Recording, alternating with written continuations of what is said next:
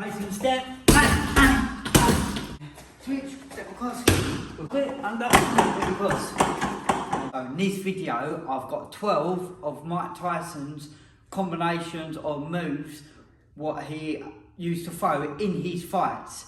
I've done a shorts playlist, which I'll put up at the end of this video, showing all the different moves, what he has used, what we're going to go through today, like I said, in his fights. And the last one is my favourite one, and that short has got me almost 2 million views. So make sure you stay to the end to see that one. This combination is a rear hook followed up by a lead hook. Now the reason why I love this combination is because a lot of the times people don't always throw the rear hook first. In fact, some people hardly throw the rear hook at all. But Mike Tyson used to get good power because he'd throw the rear hook, even if he didn't land it, it's loaded up this lead hook nicely, to jump in for the lead hook. So it kind of looks like this. So throw that one more time, so we go rear hook, lead hook. Like I said, even if he missed this one, it's loading him up nicely for this one. Where people were so fearful of his power, I would imagine after him throwing that big hook like that, they would cover up, and then this one's wound up. Even if they block it or take it off the gloves, bang, still going to cause a lot of power and a lot of damage. This other lovely little move, what was captured on camera on one of his fights, one of Mike Tyson's fights, he's in his peekaboo stance and he does a roll under and then he jumps up with a lead body hook. Now the reason why this one's so nice, because a lot of the time in the peekaboo stance, as people roll under, they come up with a lead hook to the face.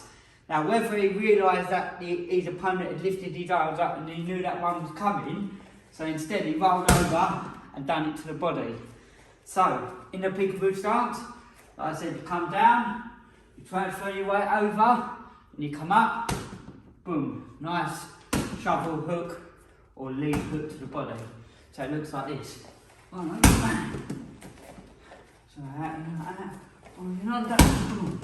jump in, that lead hook to the body. So this one is a lovely bit of fancy footwork by Mike Tyson. So it's a switch step, so he switches, then you jump across and then coming off square to the body to his opponent to throw the lead hook. So let's do that footwork again. So in his stance like that, he would switch his step. Now from there, his front leg was now become his back leg. He would replace with this leg to there, and then throw the hook. So as his opponent is coming up, he would switch, step across, what squares him up nicely to throw the lead hook, boom, to the stomach or up to the face, cause some damage, whatever one he decided to throw. So from there, so switch, step across, boom. One more time. So it'll be from there, switch, step across, boom. Lovely little footwork combo. So number 4, kind of like the one before, but this time we're switching to the other side. So the last one was switching and then switching to that side. This time he switched to this side, so he switched the other side. So we basically replaced his rear leg with his front leg and switching out to the side to create the angle. So from there he would switch out to the side to create the angle, then he threw the rear uppercut, lead hook, rear hook. So I'll try to do that again one more time, slow motion. So as he switches foot to switch stance, yeah? So just like that. Boom, switch stance, and that loads this rear hook, rear uppercut nicely. Boom. Yeah? So from there, one more time. So switch round, so a bit of balance. Uppercut, hook, hook. So we'll do it one more time, nice and fast. From there, switch round, uppercut, hook. And again, so you're in your guard, replacing the step. Lovely little combo.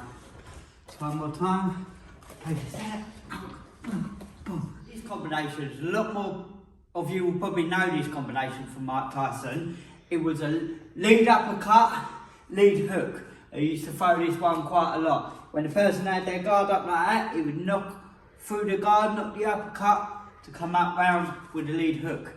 So on the mounted wall bag, so he'd come in, pop, and then pop round with the lead hook. So bam, bam. Right. So one more, put the head up, and then come round with the lead hook.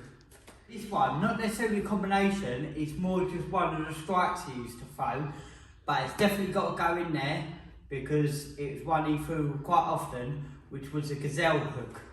Now, the difference between a normal hook, if you're in close, which obviously it used to be, and he used to love throwing these hooks as well, you'll be in close, boom, you just come up and throw a normal lead hook like that. With a Gazelle Punch, you're more often, a lot more further out, it's more often a leaping hook. So from there, you come in, leap in, boom, and throw the hook. Now, there's different ways you could do this. You could do it off the bob, so you might bob down and then jump forward like with the lead hook, or from there you could literally go forward, boom, leaping in with that fearsome lead hook.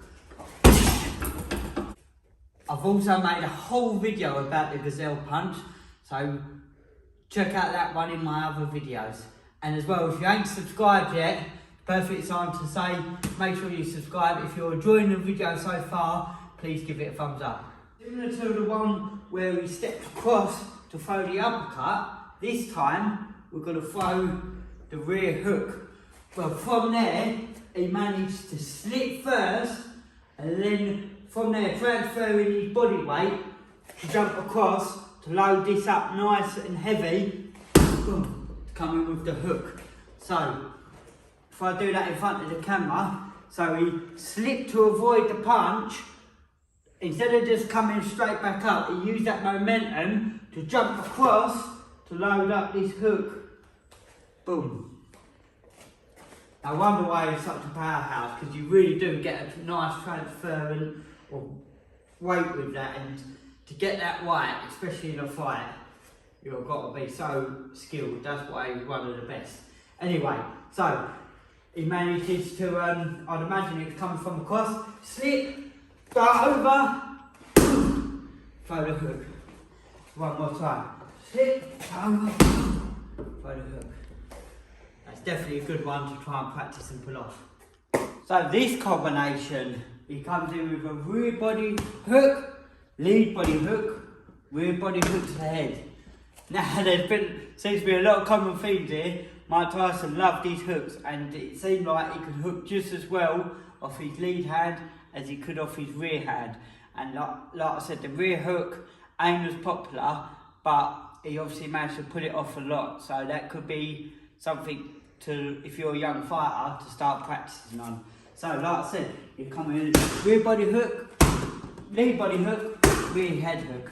As well, he often was a lot shorter than these people he was fighting. That's probably why he'd come to the body quite a lot more often as well. So one more time. Again. One more. Lovely combo. This combination will come in with lead body hook, double uppercut. Now, the reason why I really like this combination is because how often do you hear about throwing the double uppercut?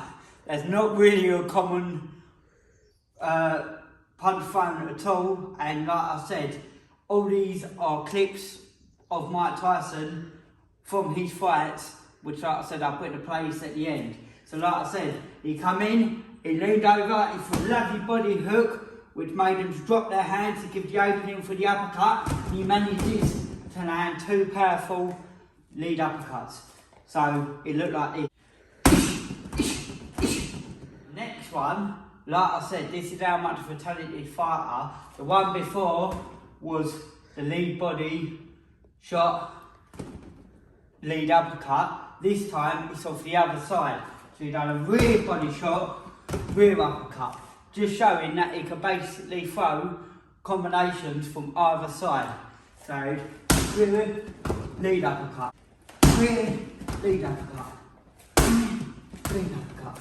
Again, the reason why this is such a good combination to throw is because when you hit someone with a body shot, especially if you land it, or even if you don't land it, they make a block. A lot of times they leave that opening up through the middle of their guard. So if they've got their guard like that, they get hit with a body shot and leave that opening there to come up nicely. And like I said, he could do this literally off either side. This combination is him with his trainer doing it, but I thought I'd add it in there anyway because it was a lovely combination. So he stepped in with a lead jab to the body, which is the first one where it shows a jab on this playlist. So comes in lead jab to the body, and then it was body hook, rear hook to the head. So he comes in again, so he's let jab, got his position, hook, hook. So one more time. We'll show that one again.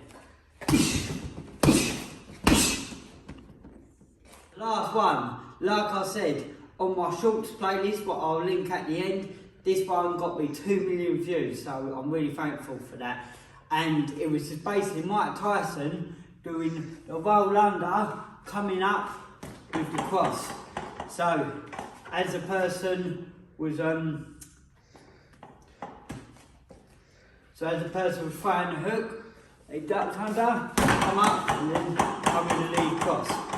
So we'll do that again. So roll under, come up, boom, lead cross.